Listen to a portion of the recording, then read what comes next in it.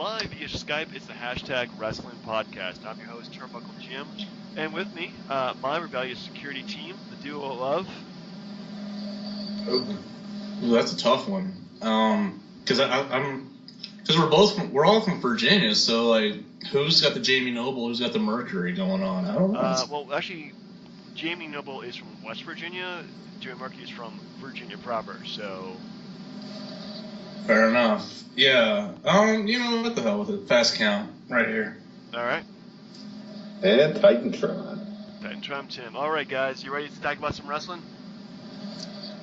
Sure. I mean, I kind of missed out on the Tony Awards. Did you check that out? Apparently Tim Curry is back or something. So, yeah. Wasn't he the guy from the Clue movie? He was from Clue. He was also in, I remember Congo, and some other movies too. Nothing important. Lost in New York. Never saw it. But is that the first one or second one? No, there's two Lost in New Yorks? No, because the first one was some tall sumbitch and Joe Pesci, right? Well, you're talking about Home Alone. No, you're talking about Home Alone. He was in the second Home Alone. I forgot about that. Anyway, we're getting really off topic because we're not talking about wrestling. We're talking about Tim freaking Curry for some reason. Even though Tim Curry is awesome, I gotta give him that.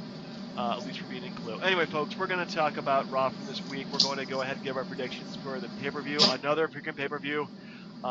It's just too much of a good thing, if you ask me. And then we're going to go ahead and talk about our retrospective pay-per-view, which is November to Remember 98. Is that the right one? That is correct. Okay, good. I got that one right.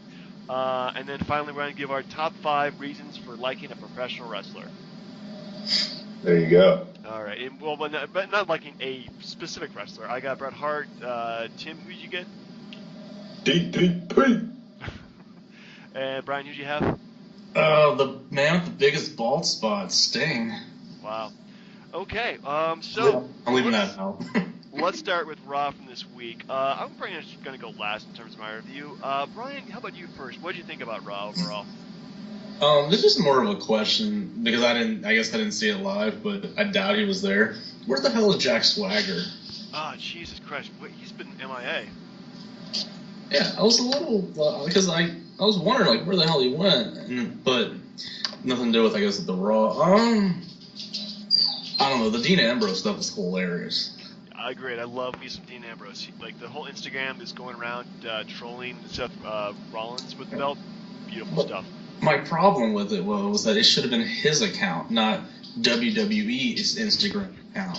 Like, because it makes it seem like they were following him around with the camera, which they were, but it should have given people the idea that he was letting random people take his picture with his own phone. You know what I mean? Yeah, well, it did feel like sponsored by Instagram, if you ask me.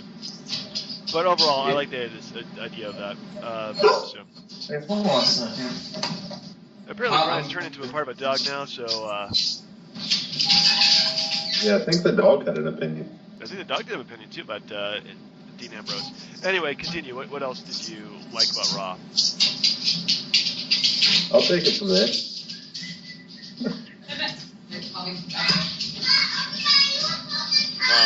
Somebody's got a whole family in their background. Apparently, it's not me. No, I think Brian has the family and the dog. Radio edit. No, we're keeping it alive. We're keeping it alive. All right. Sorry about that. That's okay. Your home is suddenly invaded by a family and a dog, but it's just fine. It's fine. Dude, fuck. Okay, so Raw, right? Yeah. So Raw. Back to Raw. Anything else that got your fancy in the show? What'd you think about the opening, man? Dude, I'm getting tired of Cena.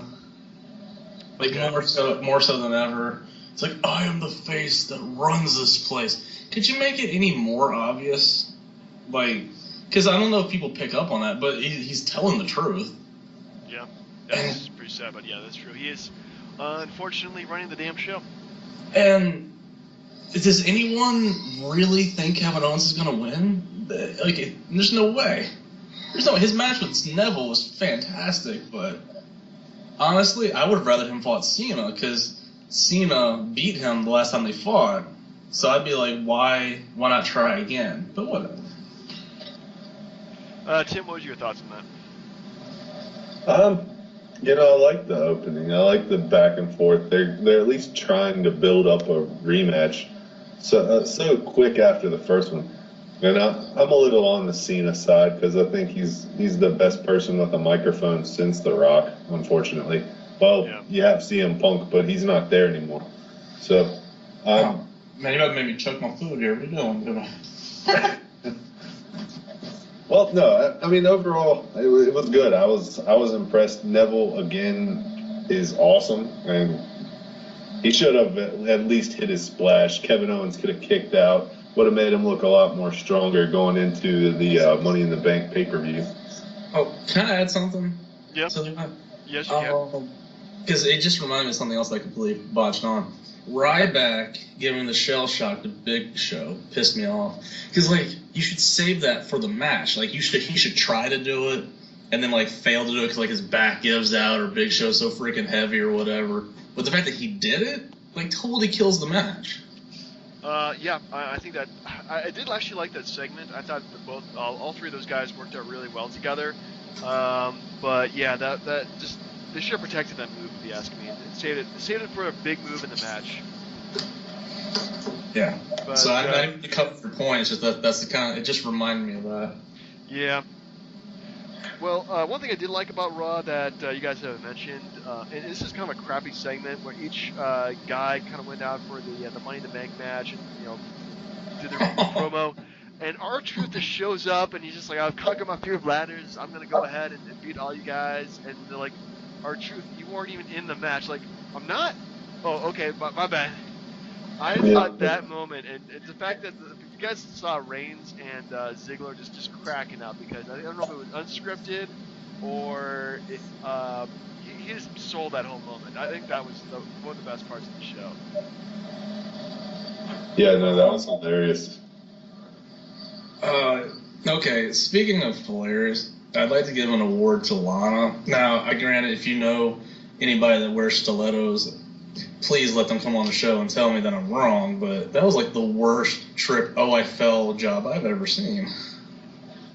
I think I actually kind of missed it, but yeah, she just, the whole, oh my goodness, I fell, I'm so bad. Too clumsy. Yeah. Oops. But yeah, I thought the show overall was kind of boring. The matches, for the most part, didn't interest me. There was a couple good segments here and there. But nothing really, really exciting. So, overall letter grade, I give it a C. Right. I give it a B. Come on. Oh man, I'm gonna have to be the hard ass on this one. I give it a D. Other than the opening, which was mildly interesting, and the opening match, I thought the rest kind of just sucked. I actually dozed off a few times. Wow. That's. I can't say enough. As far as how J&J looked wrestling against Seth Rollins like that, because they pulled off some pretty good moves. I'm not gonna lie on that one. Yeah, they did surprise me. They did a better match than I thought they would. I forgot how good those guys were in the ring back in their day, which was only maybe 7 years ago. But yeah, definitely not a hater on those two guys in the ring. I think maybe make a comeback. They look better than the old age Outlaws. Well, I feel like, guys, what they did here this week, they started off with the home run, and it got less and less climactic as the show went on. Instead of, maybe they should have ended with Neville and Owens with Cena commentating. Yeah, that is one big criticism I have of the Raws in many recent years, is that the main event doesn't feel like a main event. It feels like, hey, we're wrestling at the pay-per-view. We're going to go ahead and do a tag team match together. Yay! It doesn't actually feel like a match that really means anything. Wait, you say a tag match? Holla holla. Holla. And that's been their formula. I know it's been their formula for a while, but I remember when Raws were actually like, hey, we're actually wrestling for the strap tonight. And that made it more exciting, if you ask me. Oh, yeah, definitely. Well, one of the things is in no disrespect towards those guys, they're damn good, but closing the show with the NXT title is like trying to close the show with the IC title, the US title. You just don't do it. The main event belongs to the champ, whether it sucks or not. It's just the way they've always done it. Yeah, that's another point too. That they really need to have it for the belt, but I don't know. Maybe they're booking. I sometimes less are like that, and the fact they're putting more NXT on the show, I'm really liking that too. But if they've done a few good main events here and there, but nothing stupidly awesome. Okay, I might have missed something, but again, so was Dean Ambrose banned from the arena for some reason, and that's why he had to buy a ticket from somebody? I can't remember. I don't think. Yeah, I actually watched this and SmackDown last week, and I don't remember anything about him being banned from the arena. Outstanding. All right. Go figure. All right, so folks, let's go ahead and predict the next pay-per-view. But before we do that, since he was kind of the quote-unquote loser for last week, Tim, would you like to go ahead and give us your punishment review? Hulk Hogan versus the Giant in both the monster truck and in the ring? Yeah, I can give a quick review on that piece of, oh man, horrible wrestling history. So first, we have a monster truck event on the roof of a building somewhere nearby. And basically they weld the trucks together. They have them welded together front end to front end, and they're just pushing each other around what looks like a wet parking lot. It's so bad. And they even had like one of the guys from the monster trucks, like Monster Jam or whatever, commentating with Eric Bischoff, who clearly knows nothing about monster trucks. In the end, Hogan pushes him out. They hit a few charges. Gosh, the Giant falls to what looks like his death, but he miraculously comes back without a scratch for the last match. And that's where things get really ugly. Hogan hits the leg drop, the ref's out, they're looking for the win. Then out comes Jimmy Hart. Well, he's already out there. He blasts Hogan from behind with the megaphone. Then out comes the Yeti! The Yeti! He was like one time. The Yeti comes out. It's like they spell it Y-E-T and then apostrophe like T-A-Y or, hyphen T-A-Y. Like, Yeti! Yeah, man, and him and the Giant, like, double hump Hogan for the rest of the pay-per-view. It was very bad. It was punishment well-deserved. Okay, I think the correct term is Eiffel Tower. Yeah. Oh, God. Man. We should just, okay, enough for punishment review. So, next week we'll also have our next punishment review. Hopefully, Tim will also be the same guy. Oh, yeah. No, we're shooting for Brian this time. Yeah, Brian's due finally a good losing at some point. Never gonna get it, never gonna. Because I believe the first time, since we've been doing this, the record has been, let's see here. The first time we tied, me and Brian. The next time, it was I won. And actually, the first one we did was Extreme Rules, followed by, I can't remember the pay-per-views now. That's how bad it is. The basic gist is that I've never finished last. That's all. Yeah. You never finished last. I won the next pay-per-view after Extreme Rules, whichever one that was. For my goodness, Elimination Chamber, Brian handily destroyed us. But Tim and I tied. Tim, unfortunately, didn't call the main event right, so I won via DQ. Whoa, he did call it on the show. I did. I feel like we need to settle this in a tournament. That's how they always settle these disputes, in a tournament for some bullshit. All right, into the ring. Let's do it. All right, so are we going to do the pre-match too? We might as well, just to throw it in there. The more matches, the more chances we have for Tim to lose. That's right.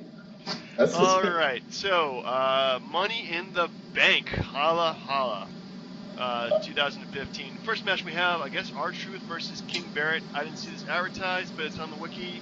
Brian, go. Who's your pick? R-Truth. Okay, or not. Who are you going to go with, Tim? King Barrett. King Barrett. All right, I'm also going to stay as Angle File and pick King Barrett too. Man. Gotta be careful. You're siding with the loser here. That's true, but I mean, you can't go against Barrett. Think about it. If they're trying to give R-Truth some kind of gimmick, no matter what it is, you got to give him the win. It's a pay-per-view, and Barrett sucks. Like, he hasn't won shit since he got King of the Ring. Probably true, but who cares? Next up we have, I would assume, probably the Tag Team Championship match, The New Day versus the Primetime Players. Tim, what do you got for this one? Oh, man. Well, I hate it. New Day. New Day? All right. Yeah. Brian? New Day, all day. New Day? Yeah, I'm on the same boat as you guys. I'm going to go with New Day. Every time I pick against them, they win, so I'm just going to go with them now. Might as well. Well, the science is simple on this, honestly. It's like, what have you seen that's been a build-up for this, other than that they were the last team to be eliminated at the Chamber? Very little. We've had like maybe 2 weeks tops of actually doing that. So yeah, very little build-up. And I don't see him losing before SummerSlam. Next up, I'm predicting probably Nikki Bella versus Paige. Yeah. Tim, let's go with you. What's your pick on this one? I'm going Paige. Paige, all right. Brian? God, it's... you know what? It's Nikki Bella again. You know what? I'm going to be in the same boat as you. I'm also going to go with Nikki Bella. Next up, we have Ryback versus Big Show. Oof. God, Ryback? All right, Tim? The big guy, and not the Big Show. All right. Just doing their computer, making noises. Man, I hate when wrestling is so predictable, but I'm also going to go with Ryback, too. I don't see him winning the belt and then losing in 2 weeks to like the Big Show. That's just ridiculous. All right. Does he almost get annoying when Ryback goes, the big guy? Like, he just sounds like an asshole every time he says it. I don't know.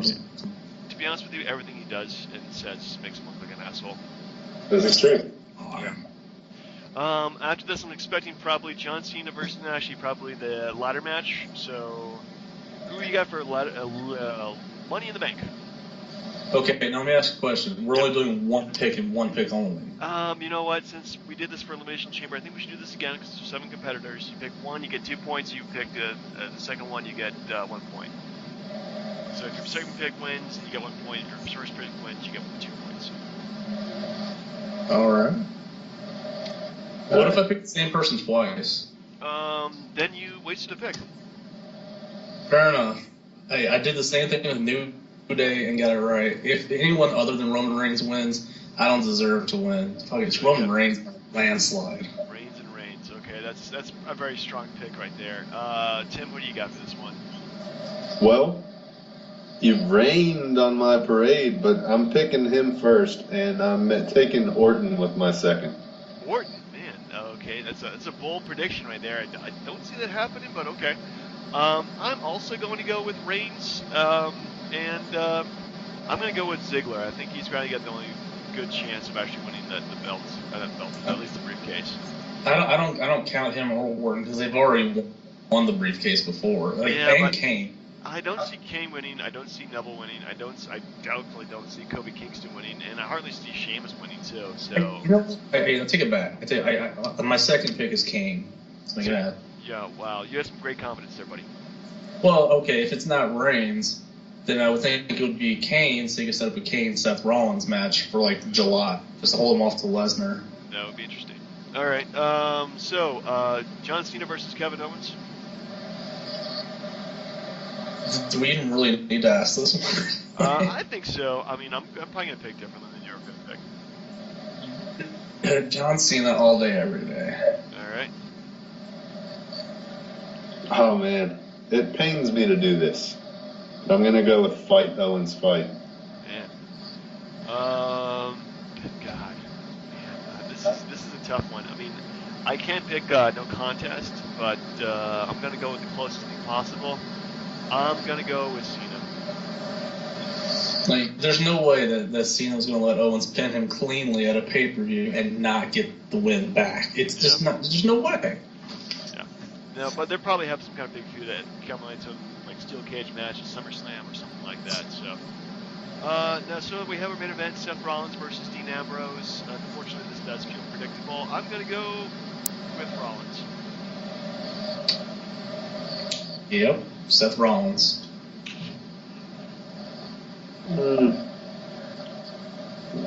Screw it. If I'm gonna go last, I'm going out in style. Dean Ambrose. Dean Ambrose. All right.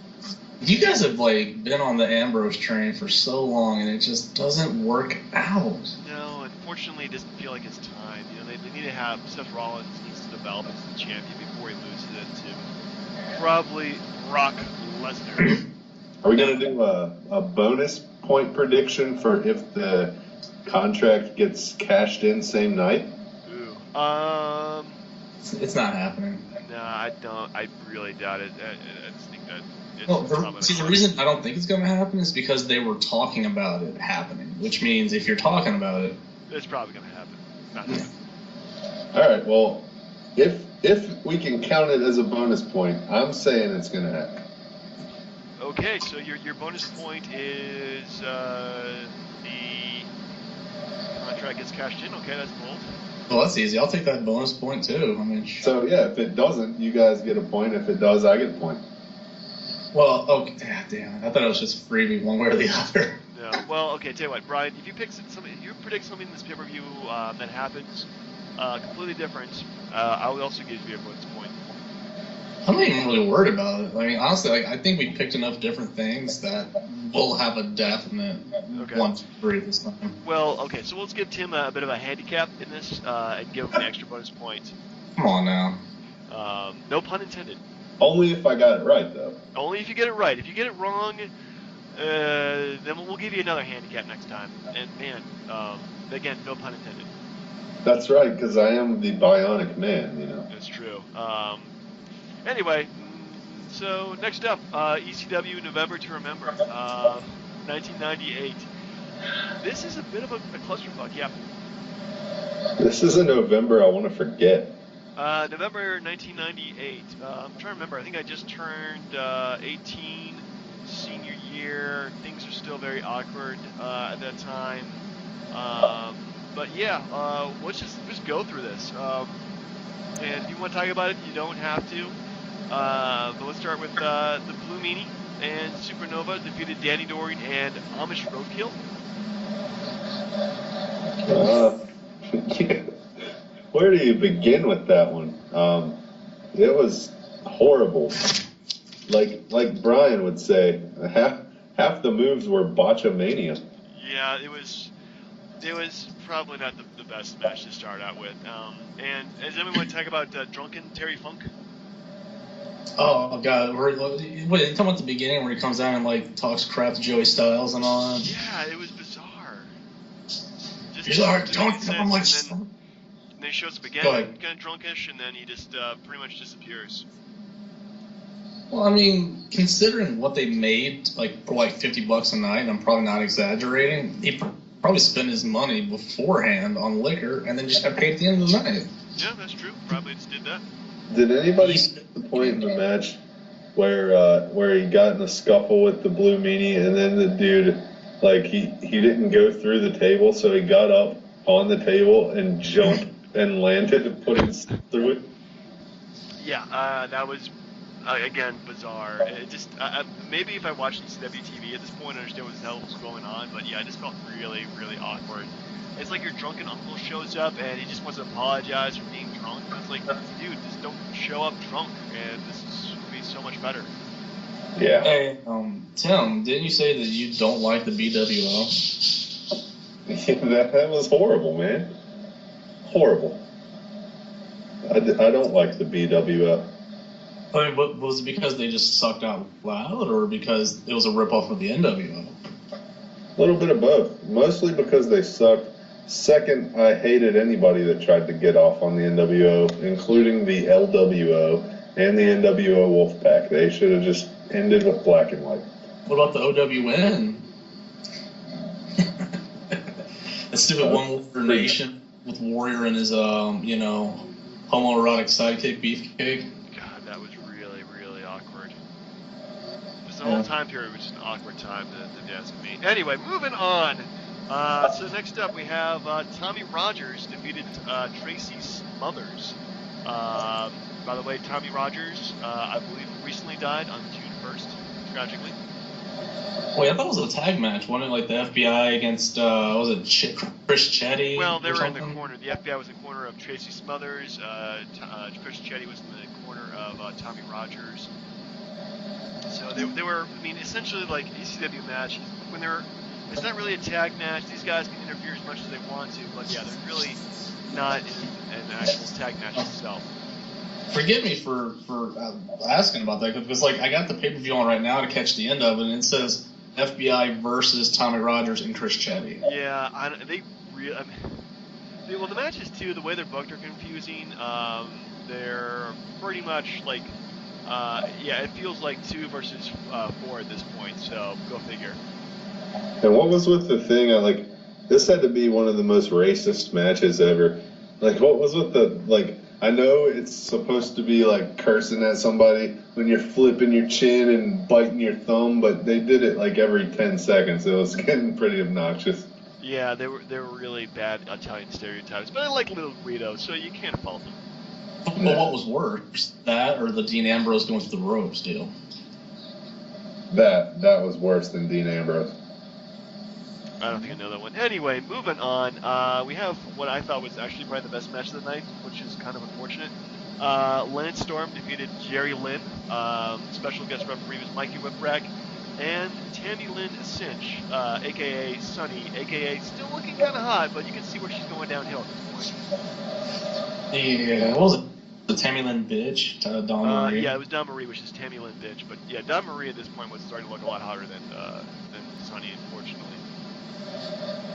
I don't know if unfortunate about it. Like when she was laying in the ring and you could see damn near everything. I'm cool with that. Yeah, well, I mean, it was very. I describe these ladies as being very trashy hot. So yeah, no problem looking at them, but yeah, they kind of distracted from the actual like wrestling of the match. Yeah, it's not your bring home the mother type of girls. Definitely your trailer park hotness. Lots of thong flashing in this one. Even like when Mikey Whipwreck pulled the skirt up, that was pretty funny. Yeah, don't you just feel bad for, freaking Jerry Lynn and Lance Storm? They got to put up with that shit. Yeah, because these guys are probably two of the most talented guys in the roster, and they have to deal with crap like that. This is, I don't know. Wrestling is half athleticism and half sideshow, so this feels more like they're trying to mix both, and it kind of works, but ultimately it just kind of it feels a little flat. Well, what was the deal with like the 15 stunners that everybody was giving each other? Because nobody sold anything in this match. It's ridiculous. Like you would go through a flaming table with the DDT, and get a stunner, and then you'd be up in 2 seconds. Well, wasn't it like Sonny gave Storm one, or gave Lynn one, and then Mikey Whipwreck gave everybody one? Well, it just kind of goes around. What can you say? So anyway, so we're coming to a bit more of the Crash Wrestling for the night. We have next up Masato Tanaka and Balls Mahoney with Axel Rotten in their corner defeated the Dudley Boys with Joel Gertner, God bless his soul. He's not dead. He's just his career is. Big Dick Dudley and Sign Guy Dudley. Oh, the signs were so good. Oh, man. Actually, the whole package of the Dudley Boys, you really wish they would reinvent it at some point, because they had this huge entourage of guys, and it just works so well for them. They really need to bring that back in some capacity. That's one of the things I really miss about ECW is the Dudley Boys. Anyway, so everybody in the company interferes in this match. I believe that Spike Dudley does. I believe that Viscera does at some point, or what's his face? What was it called at this point? No, he interfered in the FBI match. Did he interfere in the FBI match? Yeah, he was wearing a big FBI shirt. Oh shit, you're right. But this is how bad this pay-per-view is. I'm confusing them run-ins with each other, because it's not on the freaking. Because it's just one big cluster, man. It is one big cluster, but that's what half the fun is. People one big cluster. So anyway, Sabu and Rob Van Dam interfere. I believe New Jack interferes at some point too, right? Yeah, New Jack got in on one of the matches. He did. I think he may have gotten the one with the FBI. I can't remember. Nope. Balls Mahoney match, I think. Yeah. You can't forget New Jack's, because New Jack had that very deliberate, entrance where he came out with like the freaking bin full of weapons and all that. Just throw him in the ring, bunch of plunder. Anyway, this was, but yeah, God bless him. Masako Tanaka, like that guy could freaking like fall through a brick wall and still survive it. Balls Mahoney, Big Brawler, Dudley Boys. Every single match I think I've seen them, and they've always performed. So no complaints there with this match. No, they are kind of reincarnating the Dudley Boys. I noticed that Harper and Rowan's finishing move is the 3D. Yeah, they do a modified 3D, which is not really over the shoulder, but it's more towards the side, but it's still pretty close to it, yeah. Man, if they brought back the Dudleys just to wrestle Harper and Rowan, that would be fucking awesome. Yeah. That's where it's going. Yeah. So next up we have Just Incredible and Jack Victory defeated the team. Actually, you know what? No, this is the other way around. Tommy Dreamer and Jake Roberts defeated Just Incredible and Jack Victory. For some reason, Wikipedia's got this wrong. I don't know why. Ugh. Dude, I'm sorry, but you talk about somebody that was on their way down. Jake looked horrible. He looked fucked up. Yeah, he didn't look so great. I mean, actually, you know what? He looks better now than he did then. Well, that's one of the things I like about DDP.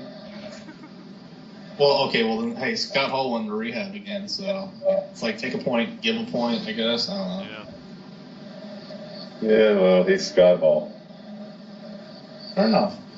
You get the point back. Yeah. But anyway, so, man,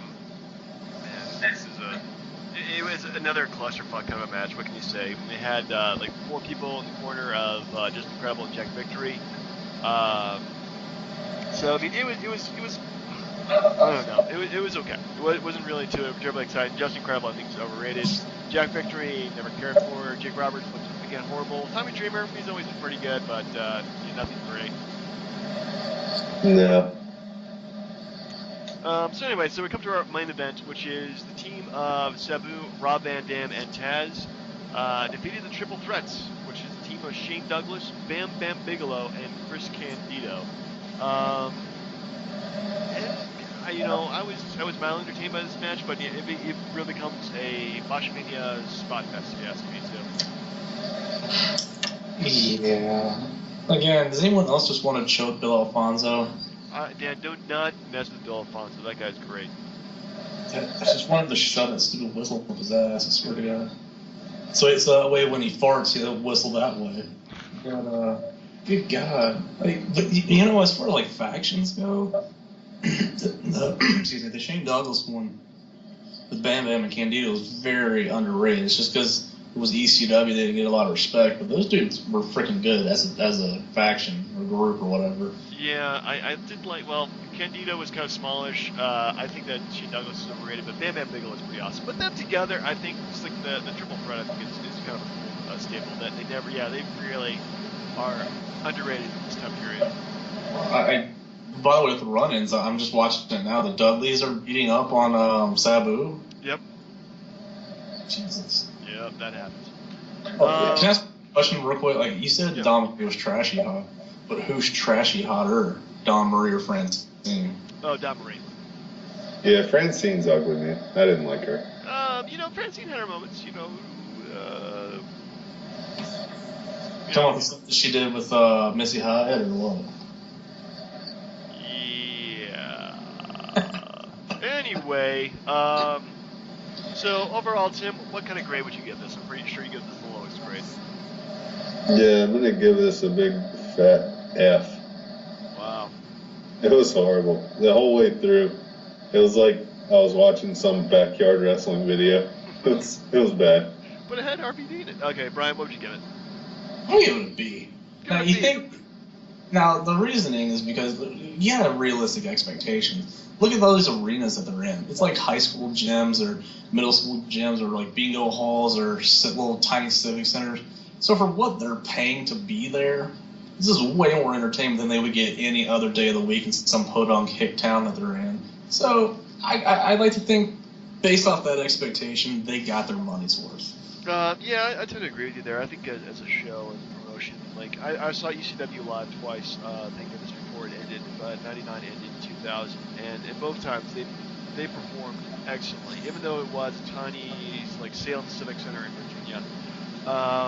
So yeah, but goodness, give this a grade. I gotta go with B. And I don't think it was their best show ever, but I think overall the product was still exciting and interesting to me. And you know, it just feels a lot different than what WCW and WWF was giving us at the time. Speaking of that, we never got around to doing, was it Spring Stampede '99? You know, I don't think we did 98, but we didn't do 99. Yeah, the Fatal 4-Way with like DDP, Sting, Hogan, and Flair, I think. That sounds about right. Do you want to do that for the next? Well, we can't do it next week, obviously, because we have that pay-per-view. Do you want to save it for the pay-per-view the week after that? Yeah, I just forgot about it. Okay, yeah, that's fine. We should. I mean, I definitely want to do some WCW because we've been doing too much WWE /F. And it's good to have some variety. And God help us, I'm not watching TNA. No. Ooh, that sounds like a punishment right there. It does sound like a punishment. Go watch TNA for this week. You King did of the Destination America. I don't have a way to fulfill that punishment, so it can't be that. Oh, damn. That's too bad, man. Anyway, so you guys ready for some lists then? Top 5 list. All right. So whose idea was it for this list? I think it was yours, Brian. No, come on. I'm not the one who wants to be positive. You know that. That's true. That's always my idea. So you know what? I'll go first then.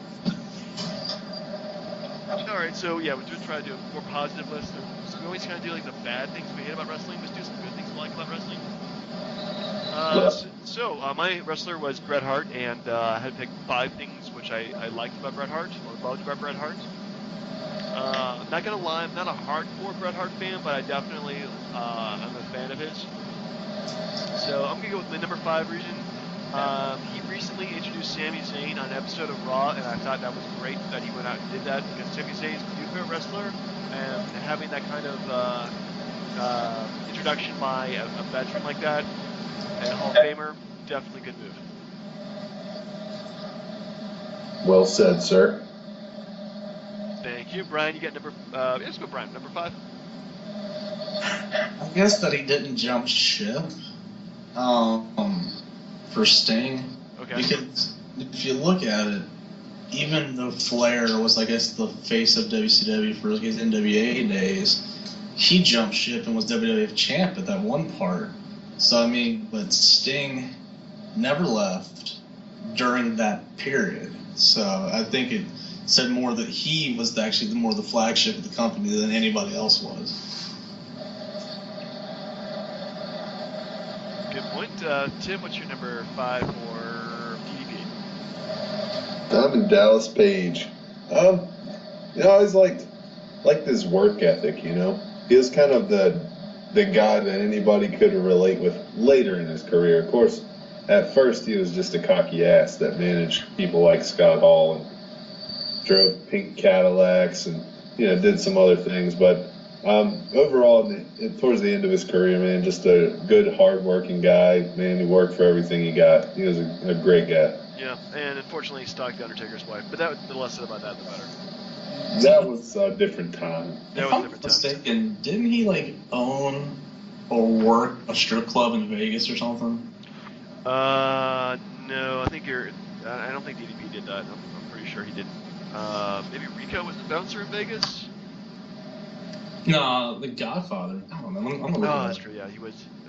Kayfabe and out of kayfabe. All right, so my number 4 for Bret Hart is that I think he was the first guy to do this. He went from being a tag team champion to the IC champion to the world champion. And many guys went from, IC to world, like Macho Man, the Warrior.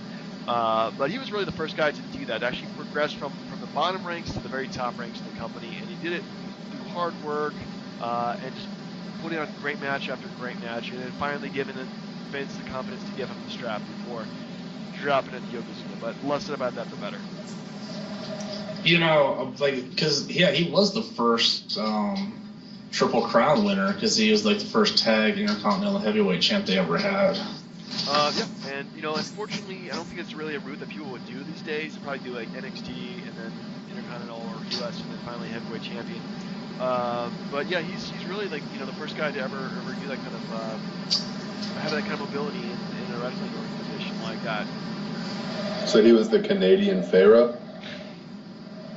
Yeah, well, he's the Canadian Pharaoh. Sure, we'll give you that too. All right. Cheesy joke, whatever. Triple Crown, right? Hey, we can't hate on that horse. Did you see that story today where like the owner's like, yeah, he's gonna go stud like 200 female horses? Really? I mean, can you ask for more than that if you're a Triple Crown winner? Man. I'm just saying. Yeah. I'm just saying. You're saying yes. Anyways, by the way, I put in the words DDP and strip club into Google. It's not what you want to see at all. But anyways, there's a freaking strip club radio podcast. I bring this up because DDP was on it, apparently. Okay, that's interesting. Fact of the day. I can really see him being okay, go ahead. All right. So Sting. How about the fact that he wasn't in strip clubs, right? No, seriously, like do you ever see Sting was on the 700 Club, I think one time. I swear to God he was. He's like talking about how like he's like all wholesome Christian and all that stuff, and I'm not a whole Bible thumper, but it is cool that the guy kept his nose out of dirty business. Dude, he was. He actually interviewed Shawn Michaels on there, and he interviewed Lex Luger after he cleaned up his life. Also, if you YouTube search Sting, there's some sort of thing that's like Shawn Michaels saves Sting, and there's all these different parts to it. It's like a religious wrestling show. It's really weird. Huh. But worth a watch if you're interested. Yeah, that's interesting. So wait, he saved Sting long enough to kick him in the face at WrestleMania? Well, apparently. Yeah, it's a weird good and evil type of show. Just watch it, you'll see. All right, so Tim, your number 4 reason for liking DDP? Yeah, I'm just gonna get to it plain and simple. Number 4, the Diamond Cutter. I mean, it's an awesome move. It's like, I think it's better than the Stunner, and not to mention it lives on today because he taught it to Randy Orton. That's true. And it is a very exciting move seeing the Diamond Cutter being used because it's one of those out of nowhere moves too. Oh yeah, and then later in his career when he started innovating it, like doing it off the top rope or tossing them in the air and catching them and doing it, it was awesome. Yeah, I love that when they actually did that into video games too, incorporating the Diamond Cutter to be used pretty much anywhere. Oh, that was beauty. WCW Revenge. Yep. It's a very underrated game. Anyway, so my number 3 reason for liking Bret Hart, he was always a great performer. I don't think I've ever seen a bad Bret Hart match, as far as I remember. And if he's done a bad match, I've pretty much blocked it from my mind. But yeah, he was one of the few bright spots between, like, say, 94 to 97, when they really didn't have a lot of guys in the main event, and a lot of guys they had weren't that great as performers. And he always, even if he was stuck in a crappy feud like with Jerry the King Lawler, or with the freaking Dr. Isaac Yankum, he was always put on a great match and always gave it his A game. Yeah, he was the excellence. Yeah, it's a good choice. I think I want to add on to another one I had, but that still count. The fact that so I said that through the Attitude Era part that he didn't jump ship. Well, he still didn't jump ship for 13 freaking years after that. So he spent just as long, if not longer, in TNA than his WCW run. I think it was right around the same amount of time. So I don't really know the original angst. I think it was something like he was afraid to, be jobbed out like the WCW guys were in the Invasion angle, something like that. But it was cool that he was trying to help Jarrett bring TNA up from the ground up, and he did a really good job with that. Yeah. Well, they had some success, and then everything kind of went to shit. Pretty much his name is Hulk Hogan. Anyway. Well, he is actually the first TNA Hall of Famer. Yep. But Hulk Hogan is? No, Sting. Sting is, okay. Sting you can see, but Hulk Hogan's like, man, Hall of Shame right there, man. You brought this company down to levels that has never been experienced before. Anywho, my number, okay, so Tim, your number 3 reason. Number 3 reason for DDP. I'm going to say this because I know WWE was putting out their version of, now that's what I call music or whatever the heck they were doing with their themes. But DDP's use of Nirvana, man, it was just an awesome theme song. It got you pumped up when you heard, Smells Like Teen Spirit coming down. Can you play a little bit of his version of it? I could, but that would take a minute because I'd have to find something to cue it up. Brian? I'm on it, but the whole self-high five thing. Did you ever give yourself a self-high five? I give myself a self-high five every morning. And that's not a euphemism for something. That's actually me giving myself a high five because it's awesome. I'm gonna turn the volume down here just so it's not blasting, so I can just see where it's at. Okay.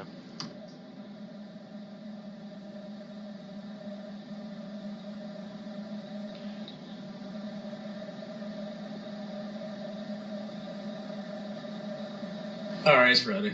Let me know if it's too loud or not. Can you hear it?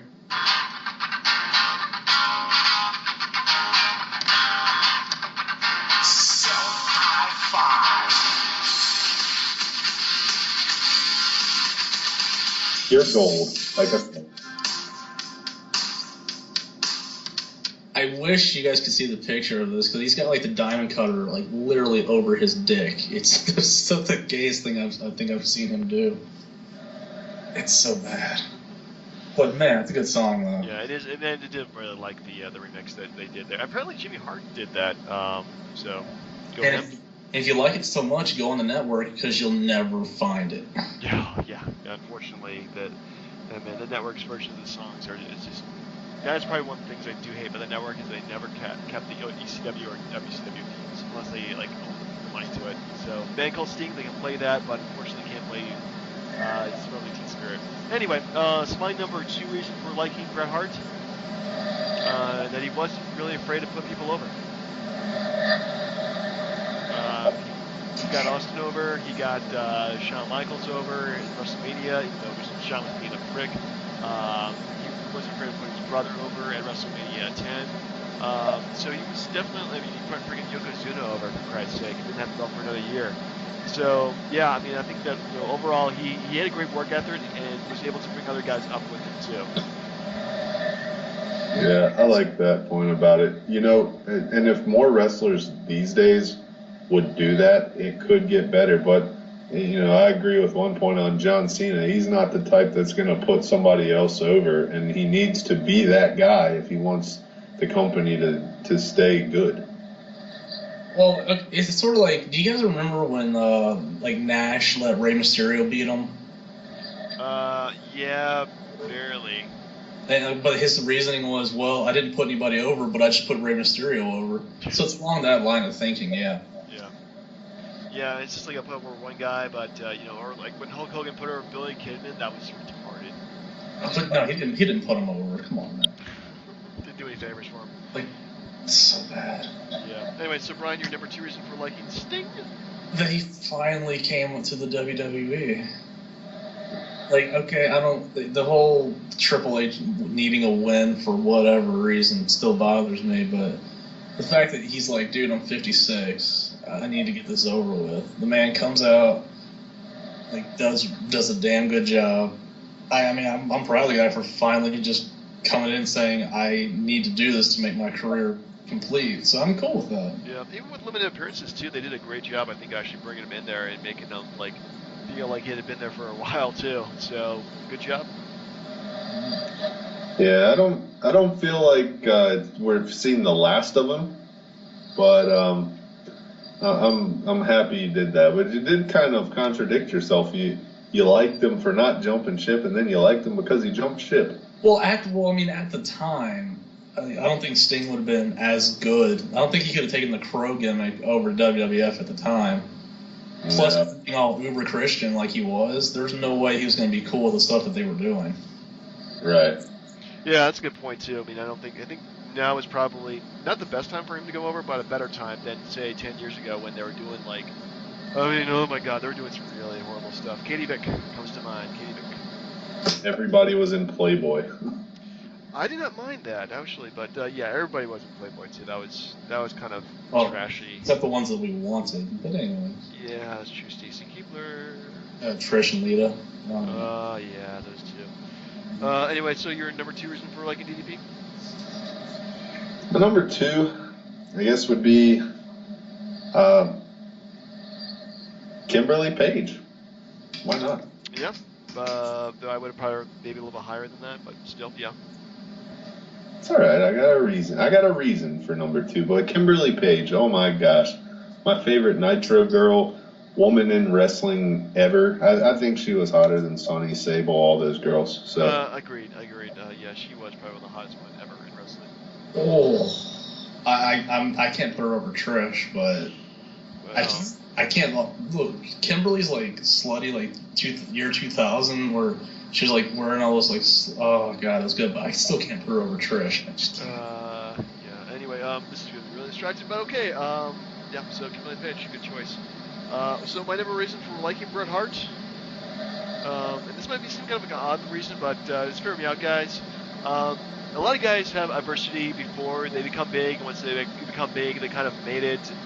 You know, all their problems have been taken care of, but he actually had a lot of adversity towards the end of his career, and the fact that he's actually overcome that. I mean, he had the Montreal screw job, going to WCW and not being used as well as he could have been, having a concussion, losing his brother in an accident like that, and then having the concussion, having the motorcycle accident, and then finally, like, I wouldn't say turn his life around because I don't think his life was really bad, but was able to go ahead and mend fences with Vince McMahon and with Shawn Michaels, and come back to the WWE at that point, do the Hall of Fame, show up for I guess for Raw for quite a while. I actually missed that part when he came back as general manager. But the fact that he came back, I think, after having all those horrible things happen to him and having probably the worst moments in wrestling of all time, I think is being probably the way I would describe Montreal Screwjob, and actually showing forgiveness, even though he's making money doing it. I think that shows a lot of character in his work. Yeah, like it said in his book that like directly, like the doctor said that the kick that Goldberg gave him led to the stroke that he had when he was riding his bike. I was like, that's fun. Ooh, well, yeah. Class act through and through, man. I can't say enough good things about Bret Hart, man. Definitely one of my favorites. Like, let's see what you like. Did you know? I remember like when he feuded with Sting. It was like '98. I thought that was pretty good. I'm kind of blurred in terms of like what he actually was doing, because I think it was really. I mean, it was pretty good, I guess, but not really remembering anything specific about it. Well, it was like I think it was like Mayhem or something, where like they just like went all over the arena and just were like beating the living crap out of each other. That's so good. Good stuff. Yeah. I think it was Halloween Havoc. Never mind. Whatever. Point is, okay. So Sting. I guess it goes. It kind of goes back to them, but it doesn't really. Like the fact that I think single-handedly he was the reason that WCW got as hot as it was. Like, the NWA had a lot to do with it, but they needed that guy to chase them down, and that whole 97 leading up to Starrcade with what Sting was doing was some of the best crap I've ever seen, and it still hasn't been done anywhere near as good today. Yeah, I mean, who else helps their show get to the top without saying a single word for weeks on end? For about a year, actually, if I remember correctly. Yeah, it was. That was a hot streak he had just by showing up, and his silence was just louder than anything anybody could say. And like when he talked, I was a little disappointed. Like when Goldberg finally spoke, I was like, come on. Yeah, there was like, I'm old Sting again. I'm like, oh crap, this sounds like an idiot. Showtime, woo! Wasn't anyone else one that it literally took like 6 months from being on the man for WCW to throwing on red face paint and trying to be like a 40-year-old gangster with the Wolfpack or something? Yeah, that didn't do any favors to anybody. No. Wolfpack. I guess it's my turn for DDP. My number one reason for liking DDP is DDP yoga. Now, hear me out. I know that sounds stupid. But no, he's turned around a lot of lives, man. You talk about Bret Hart being a good guy facing adversity. Well, DDP had multiple back injuries and was told that he was never going to wrestle again. And he turned yoga into a way to rejuvenate his career. He's also extended the career of Chris Jericho. He's brought Jake the Snake Roberts back to health. He got Scott Hall walking again. Whatever he's doing now, I don't know. But he also turned, I think it was a paratrooper guy. He jumped out like 38, 40 times out of planes, busted his back in the military, couldn't walk, did DDP yoga, man. The dude lost like half of his mass and can walk, run, jump, do handstands. I mean, this is a great motivational guy and great human being, and that's my number one reason. All good reasons for all of them, actually. So, was there anything that anyone wanted to add about anyone else's guy? Man, I tell you, my first two wrestling shirts were actually a Sting shirt and a DDP shirt. Right as those guys got hot. But yeah, I mean, I really have nothing specific to say about anybody, to tell you the truth. I don't know if it goes along with the work ethic, but the fact that like DDP was like old as shit in wrestling terms, and his career going. I mean, he won the heavyweight title for the first time at like 8. He was like 43 or something. I don't think he was that old, but I think he started his career in like his late 30s, which is something you never ever do. He's born in 1956, so that would put him. Let's see, he started wrestling about 1996. This show, he would have been about 40. So yeah, he would have been about 43 when he won the title for the first time. So yeah, go figure. That guy, he gives me hope. He doesn't look 60 or close to it. Yeah. No, he looks pretty good for being almost 60. Yeah. Dude, I own the material. I haven't stuck to it because the diet is crazy. But what that dude eats in his daily routine, man, he should look as young as he does because he puts in the work. Well, I haven't done DDP yoga, but I'm getting into yoga, so it might be something that I ask for Christmas, maybe. There you go. Yeah. All right, so we have a list for next week. I had thought about one. I was watching some stuff today, and there was like this list about like the top things that like the WWE or F would want you to forget that ever happened. Ooh, that'd be a good list of just things that like, hey, what happened to this guy? You don't remember. Yeah, like it could be like people, angles, what have you. Just things that you're like, oh, they don't really want us to remember that. I am very good with that idea, and we should go with that for next week. Tim, your thoughts on that? Yeah, that sounds good to me. So we're basically going to look at the top 5 things that the world's forgotten about wrestling. Yep, I'm good with that. All right. Okay then. So next week we have top 5 lists of things that wrestling wishes we forget, and then we have our Money in the Bank, which we'll have the Money in the Bank song for the last time this weekend. So if you like this, please like. If you dislike us, please like us. Please comment. Please share if you want somebody else to listen to this. Otherwise, your comments and suggestions really help us out. All right. Well, thanks so much for your time, everybody. We'll see y'all next week. Take it easy.